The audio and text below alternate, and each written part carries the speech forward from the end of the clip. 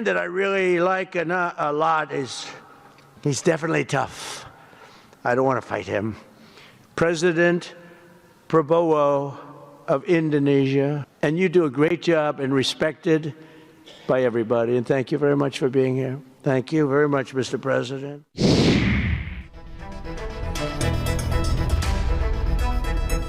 Masih di Satu Meja The Forum, Mbak Nurul, kalau Trump ini kan orang bilang susah ditebak, sulit ditebak, tetapi dia realisme, dia pemimpinan yang dalam konteks hubungan internasional itu dia pokoknya ingin menjadi yang dominan, dia ingin melakukan, ya mungkin publik Indonesia melihat bahwa ada di Maduro, dijemput dan sebagainya. Ya mungkin terlalu jauh lah kalau kita berpikir itu. Tapi satu sisi Indonesia ini kan secara politik harus ada di samping Palestina mendukung kemerdekaan. Dan itu clear ada di konstitusi juga artinya. Terus tapi di satu sisi ada kebutuhan juga Indonesia untuk bisa fleksibel terkait dengan kebijakan-kebijakan kaitannya dengan Amerika dan sebagainya. Komisi 1 tentu pernah membahas, ya kan, kira-kira akan kemana garisnya dan seperti apa kira-kira rumusannya? Ya. Kalau dari penjelasan pemerintah, apa yang disebut dengan masuknya Indonesia ke dalam BOP, ini juga bisa dipakai untuk ruang bernegosiasi di antara negara-negara Arab dan negara Islam lainnya itu begitu. Jadi tidak semata-mata bahwa kita itu kartu mati, terperangkap di situ. Tapi kita juga harus berpikir cerdas dan menggunakan ruang itu untuk kepentingan politik kita juga begitu. Bahwa dengan situasi saat ini di mana negara-negara Arab itu juga merasa ditinggalkan oleh Amerika, ya, dan mereka dibom-bom oleh Iran dan tanpa perlindungan dari Amerika. Nah, mereka juga sudah berpikir begitu. Mungkin satu saat dari BOP ini bahkan akan meninggalkan Trumpnya dan mereka mendeklarasikan sendiri untuk memperjuangkan Palestina merdeka. Itu bisa saja, who knows begitu. Karena kekecewaan itu kan kelihatannya semakin menumpuk ya. Dengan perang ini kelihatan begitu wajahnya Amerika itu seperti melihat apa. Ini bagian dari awal proses dan terus akan Iya, dan sifatnya politik kan sangat dinamis. Pragmatis, dan juga di situ ada konsensus gitu. Nah, kita lihat bargaining powernya Indonesia itu sebetulnya kuat nggak? Kuat dong. Kita masyarakat Muslim terbesar di dunia. Kemudian kita sumber daya alam kita kaya sekali begitu. Dan kalau ada kiamat perang pun kita termasuk negara yang aman begitu, tidak terkena dampak radioaktif katakan seperti itu gitu.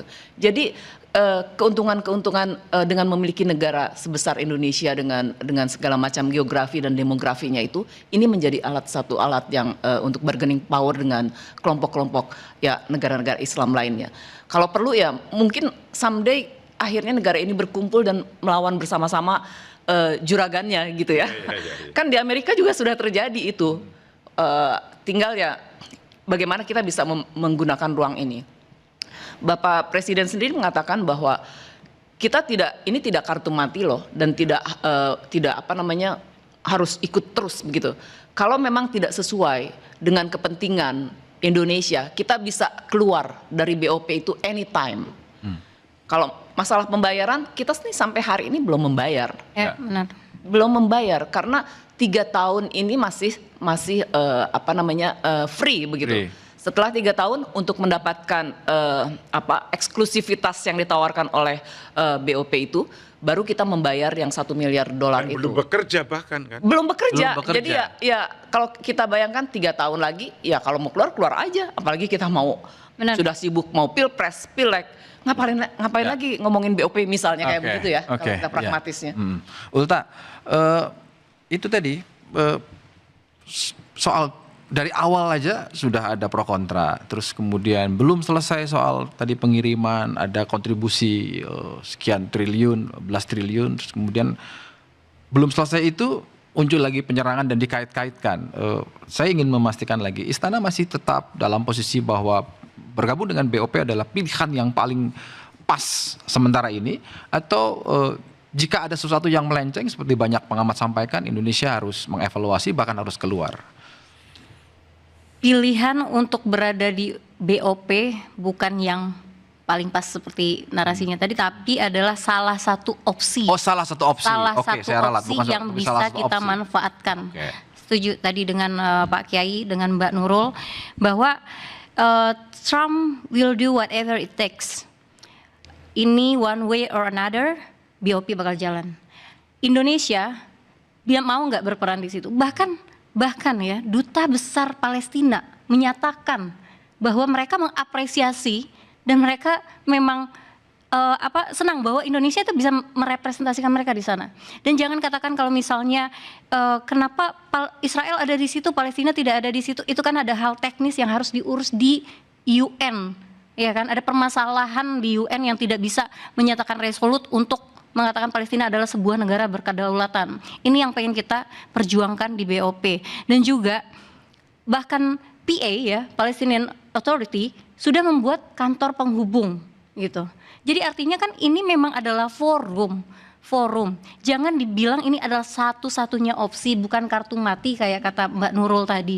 Ini adalah forum, dalam waktu kapanpun kita ingin keluar karena ini sudah tidak relevan lagi, ya sudah gitu. Dan jangan oversimplifying things. Karena bahkan di Amerika sendiri ada analisa seperti ini, bahwa Trump itu memang mendorong untuk melakukan perang sehingga nanti dia berpikirnya 3 periode. Karena ada mekanisme di Amerika Serikat sendiri yang memperbolehkan kalau misalnya dalam situasi perang. Itu presiden bisa berlanjut. Ini tuh bukan hal yang simple yang bisa kita katakan dengan mudah gitu loh. Yang kelihatan aja. Iya, tidak banyak hal-hal yang tidak dilihat, yang tidak ada di under the table gitu.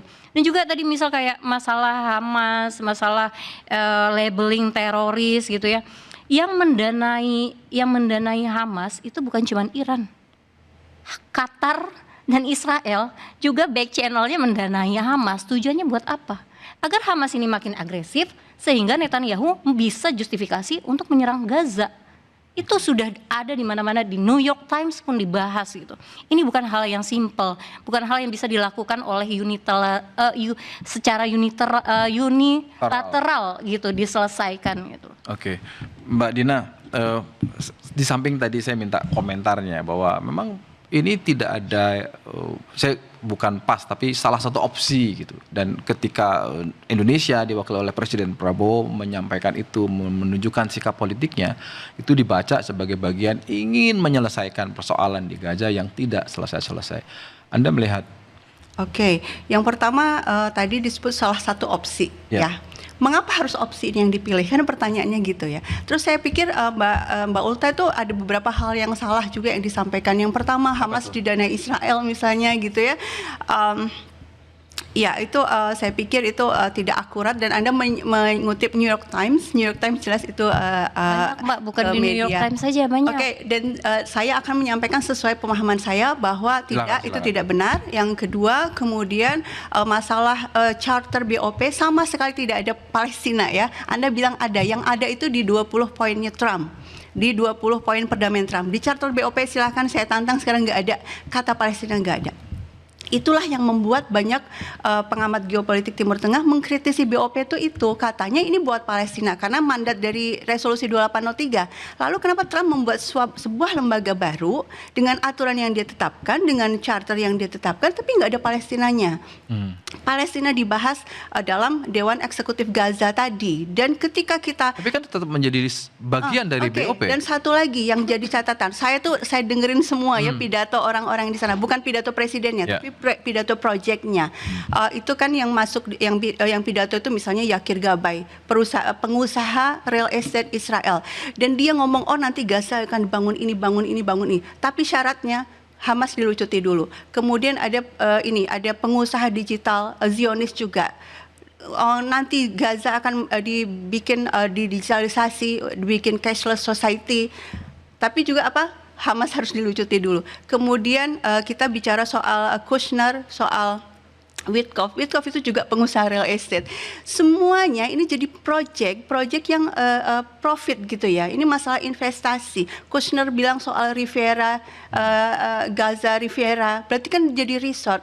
Jadi ini BOP ini kalau kita lihat detailnya ini ngomongin apa sih orang-orang ini? Kalau pidato para Anda melihat presiden ini bagus-bagus. bukan soal perdamaian tapi lebih kepada Lebih ke project rencana proyek bisnis dan, besar. Dan kalau kita lihat bahwa ini ternyata semuanya proyek dan besar sekali dananya dan sudah disebut ya dananya sekian miliar US dollar dan orang-orang disuruh patungan gitu dan lalu kemudian Israel ngomong oh kita nggak mau patungan ya. Dan terus saya pikir ini bukan opsi yang baik gitu ya. Ini bukan opsi yang baik. Terus juga Mbak Ulta tadi juga mengakui bahwa Trump ini bukan orang yang baik. Ketika ini bukan organisasi yang baik, Trump juga bukan orang yang baik. Kenapa kita malah mengendorse organisasi yang seperti ini ketika ada opsi lain gitu loh. Kalau salah satu opsi ya berarti kan ada opsi lain. Lalu tadi Mbak Nurul juga sampaikan bahwa pemerintah menyatakan kalau memang ini tidak baik gitu, tidak maslahat ya akan keluar. Ya sudah, ini kami semua gitu ya para akademisi, para pengamat tuh udah ngomong berkali-kali, ini loh masalahnya di sini sini. Kenapa kok nggak didengar? Itu masalahnya. Selalu bertahan dengan argumen yang ini gitu loh. Nggak mau bergeser sedikit pun dan mendengar Saya kami. mau gitu ke Pak Kiai. Pak Kiai, MUI akan aktif mengawasi ini. Oh pasti. Dan seperti apa? Tapi jangan dijawab dulu. Satu Meja akan kembali setelah yang satu ini. Tetap di Satu Meja The Forum.